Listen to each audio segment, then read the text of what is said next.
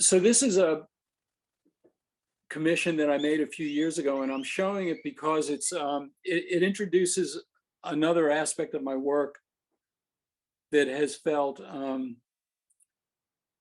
special to me, has been especially gratifying, and that's incorporating images from mid and late 20th century artists into my work. So the pattern on the doors here, which is done with wood stains over mahogany veneer, is based on a painting by a Brazilian woman named Lydia Clark, and I didn't know anything about her until I went to a retrospective at the Museum of Modern Art in New York a number of years ago. And then I basically imitated the pattern in her painting on the front of this cabinet and made it asymmetrical by including the timbre section. Otherwise, it's very standard mid-century modern credenza. This is a table that I did recently. I don't know how many of you might be familiar with some late 20th century minimalist painters like Agnes Martin and Frank Stella and Sol LeWitt, who is well known for doing these large wall drawings, but I'm influenced a lot by their work. This is drawn using a ruling pen right on the wood with acrylic ink, and then finished with an acrylic top coat and a simple tripod base in walnut.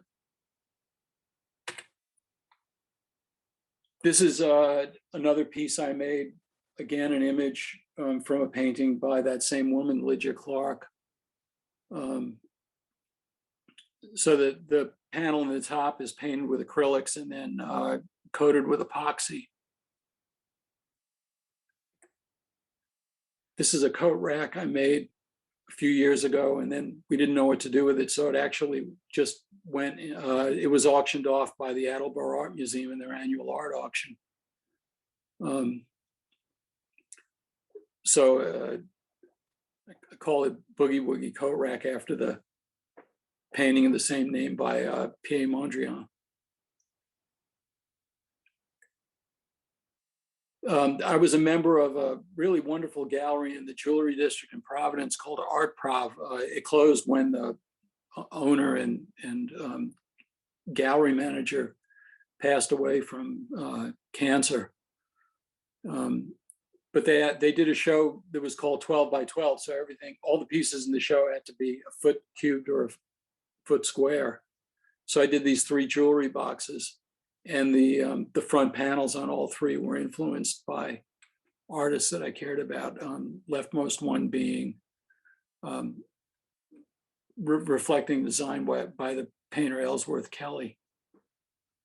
And then Mondrian again, Lydia Clark on the right. This is a keepsake box that I made. I know it's hard to get scale from this, but it's about 18 inches long and just a simple lift off top. And it's a measured reproduction of a very large painting by the artist Frank Stella. So I took a plank and cut the grooves and filled the grooves with epoxy, and then cut them into those shapes so that it could assume the angular shape of the painting, and then made the base to match. I've made a few pieces that are non-functional. My wife Martha goes for a walk nearby us in Seekonk every day, and she found a burlap bag full of shoe forms on the side of the road once. So I made a wall cabinet to display the shoe forms.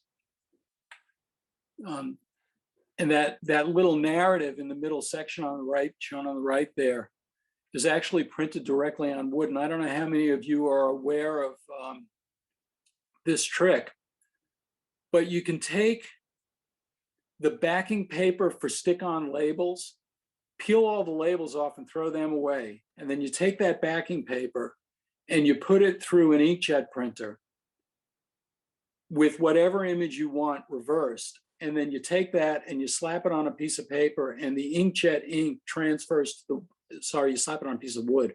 The inkjet ink transfers to the wood.